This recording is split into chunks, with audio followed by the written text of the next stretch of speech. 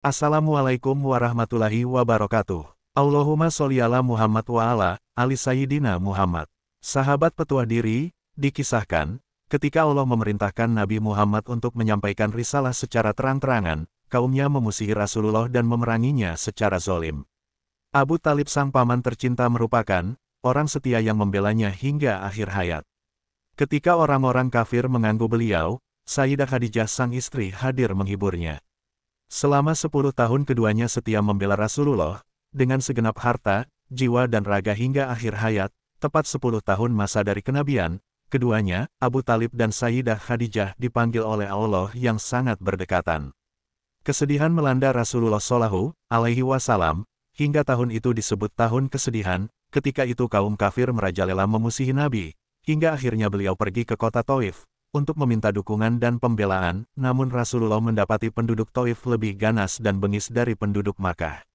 Beliau diusir secara tidak hormat, dan dihujani dengan cacian dan batu. Sampai 2 gunung ingin menghimpit penduduk Taif karena kejamnya, namun Rasulullah melarangnya.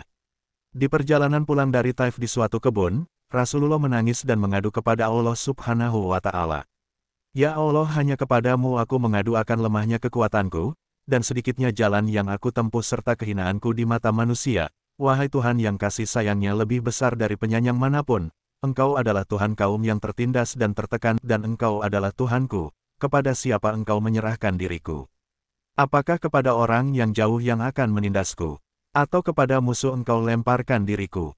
Selama kemurkaanmu tidak Engkau tumpahkan kepadaku, maka sungguh aku tidak peduli dengan semua derita itu, namun afiah dan kelembutanmu lebih aku harapkan. Aku berlindung dengan cahaya wajahmu yang terbit menghapuskan segala kegelapan, yang dengannya mengalir segala perkara dunia dan akhirat. Aku berlindung dengannya dari kemurkaanmu yang hendak Engkau tumpahkan kepadaku. Dan dari kemarahanmu yang akan menghampiriku, Engkau berhak menegur hingga Engkau ridho. Dan tiada kemampuan dan kekuatan melainkan dengan Allah. Allah mendengar rintihan dan tangisan Nabi, beberapa waktu sekembali beliau dari Taif ke Mekah. Allah menghadiahi beliau, dengan memanggilnya untuk melakukan perjalanan Isra dan Miraj yang agung. Peristiwa Isra Miraj terjadi pada awal tahun 11 kenabian, yaitu malam Senin 27 Rajab, 1 tahun sebelum hijrah ke Madinah sebagaimana pendapat yang masyhur.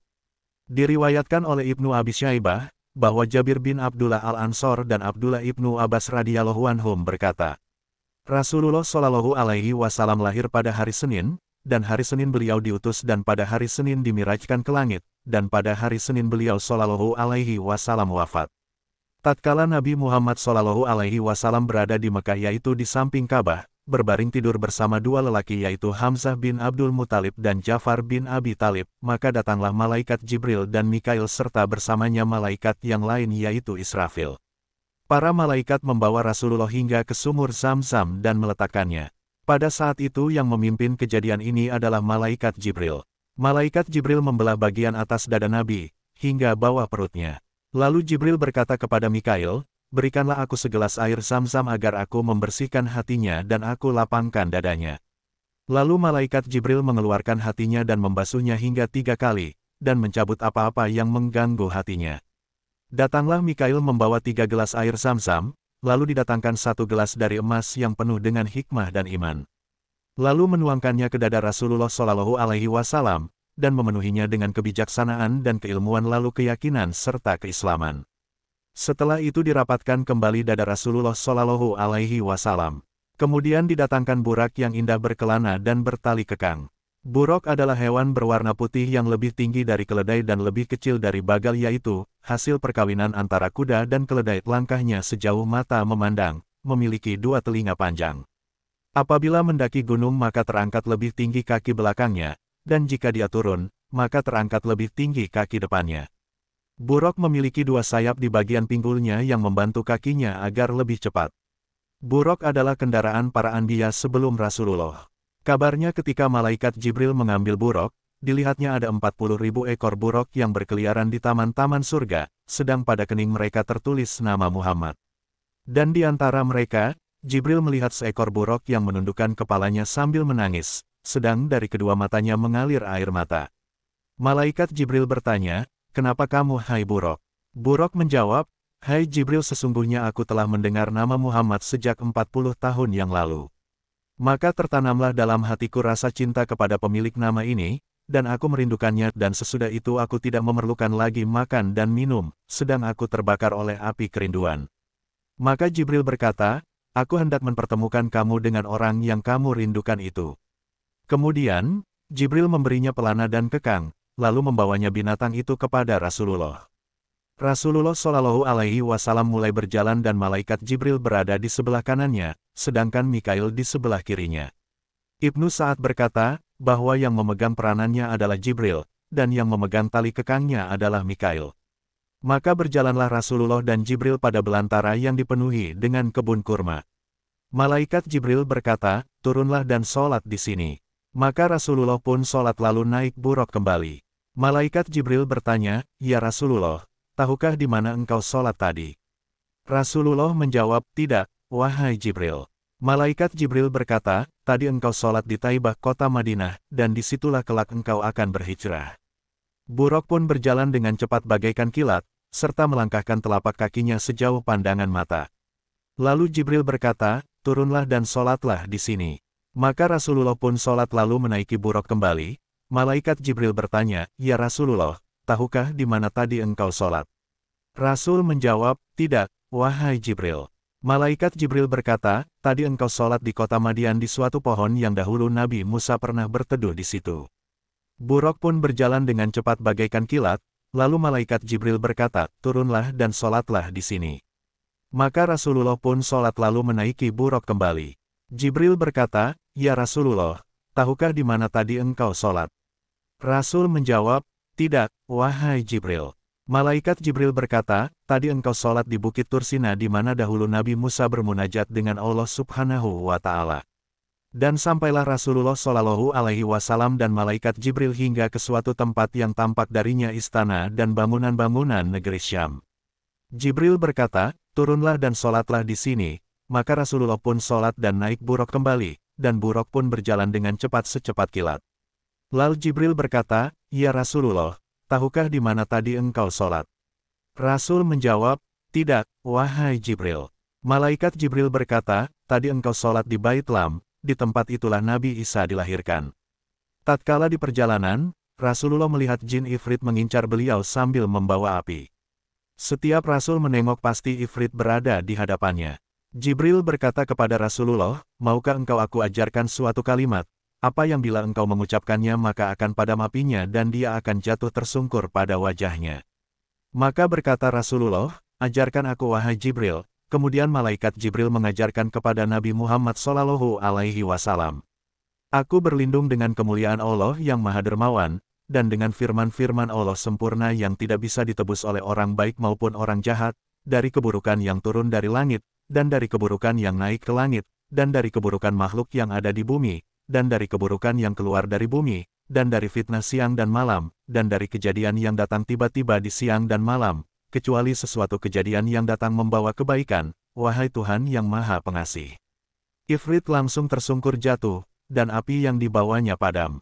Kemudian Nabi dan Jibril melanjutkan perjalanan, hingga sampai kepada suatu kaum yang sedang menanam benih. Pada saat itu pun benih yang ditanam langsung panen seketika, setiap dipanen kembali tumbuh seperti semula untuk dipanen kembali dengan seketika. Rasulullah bertanya, wahai Jibril apa ini? Malaikat Jibril berkata, mereka adalah para mujahid di jalan Allah, dilipat gandakan kebaikan mereka hingga 700 kali lipat, dan apapun yang mereka menginfakkan di jalan Allah maka Allah akan menggantinya dan mengganjarnya. Di tengah perjalanan Isra Miraj Rasulullah Shallallahu Alaihi Wasallam mencium bau yang amat wangi. Rasulullah bertanya, wangi apa ini Jibril? Malaikat Jibril menjawab, ini adalah wanginya seorang wanita mulia dan anak-anaknya. Dia adalah penyisir rambut putri Fir'aun. Nabi Shallallahu Alaihi Wasallam kemudian melanjutkan perjalanannya hingga menyaksikan sekelompok kaum yang kepala mereka dihancurkan dengan batu. Setiap kali dihancurkan kembali seperti keadaan semula untuk dihancurkan kembali, begitu seterusnya tanpa akhir. Rasulullah berkata, wahai Jibril siapa mereka? Malaikat Jibril menjawab, mereka orang-orang yang kepalanya berat sekali untuk melakukan salat 5 waktu. Di perjalanan Nabi menyaksikan, sekelompok kaum yang menutupi kemaluan dan dubur mereka dengan sehelai daun. Mereka digembalakan sebagaimana unta dan kambing digembalakan. Namun yang mereka makan adalah pohon-pohon yang berduri. Buahnya yang pahit dan berapi jahanam yang panas beserta batunya. Nabi bertanya, siapa mereka? Jibril menjawab, mereka adalah orang-orang yang tidak mengeluarkan zakat dan sedekah dari harta-harta mereka, dan Allah tidak menzalimi kepada mereka sama sekali. Di perjalanan, Nabi juga menyaksikan sekelompok kaum yang di hadapan mereka terdapat daging yang bagus di dalam sebuah wadah, serta daging bangkai yang jelek dan menjijikan di wadah lain, namun ternyata mereka memilih untuk memakan daging bangkai yang jelek dan meninggalkan yang bagus. Nabi Shallallahu Alaihi Wasallam bertanya kepada malaikat Jibril, apa ini wahai Jibril? Jibril menjawab, ini laki-laki dari umatmu, dia punya perempuan yang halal dan baik tapi dia mendatangi perempuan yang tidak halal baginya. Dan menginap di tempatnya hingga waktu subuh. Juga perempuan dari umatmu, dia punya laki-laki yang halal dan baik, tapi dia mendatangi laki-laki yang tidak halal baginya, dan menginap di tempatnya hingga waktu subuh. Kemudian Nabi menyaksikan sebatang pohon di jalanan, tidak ada siapapun yang melewati batang pohon tersebut, baik itu pakaian atau sesuatu apapun kecuali kayu tersebut merobeknya, maka Nabi bertanya, apa ini wahai Jibril? Jibril berkata, ini adalah perumpamaan kaum dari umatmu, mereka duduk di jalan dan mereka memotong orang yang berjalan dan mengganggunya. Kemudian malaikat Jibril membacakan surat ayat Al-Quran, dan janganlah kalian duduk di setiap jalan dengan menakut-nakuti dan menghalangi dari jalan. Di perjalanan, Nabi Shallallahu Alaihi Wasallam menyaksikan seorang laki-laki berenang di sungai darah sambil dirajam dan dilempari batu. Maka Nabi berkata, apa ini wahai Jibril? Jibril berkata, ini adalah perumpamaan orang yang memakan riba. Di perjalanan, Nabi Shallallahu Alaihi Wasallam menyaksikan seorang laki-laki yang mengumpulkan ikatan kayu bakar dan memikulnya padahal dia tidak mampu memikulnya, tapi ia terus menambah kayu yang dipikulnya. Nabi berkata, apa ini wahai Jibril? Jibril berkata, ini adalah laki-laki dari umatmu, dia menerima amanat-amanat orang namun dia tak mampu untuk melaksanakannya dan dia ingin terus menambah amanah tersebut.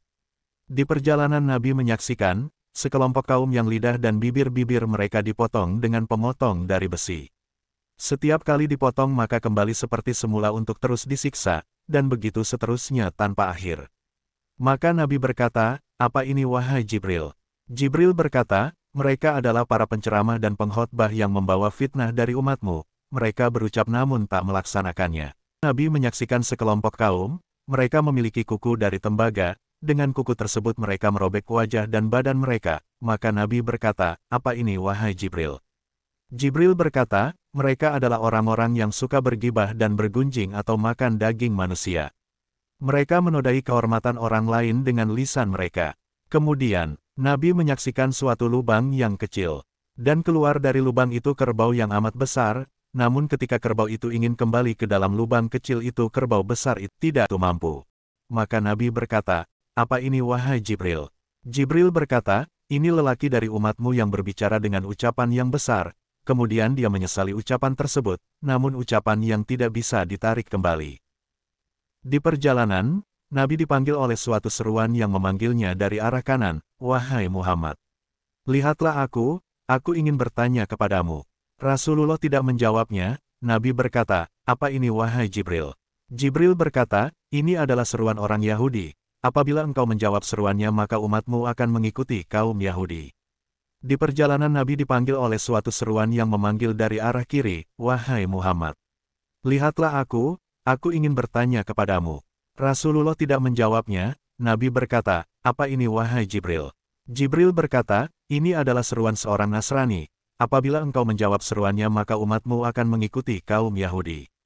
Nabi juga dipanggil oleh seorang wanita yang terbuka lengannya, dipenuhi dengan segala macam perhiasan yang pernah Allah ciptakan. Maka wanita itu berkata, wahai Muhammad, lihatlah aku ingin bertanya kepadamu. Maka Rasulullah tidak menjawabnya. Nabi berkata, apa ini wahai Jibril?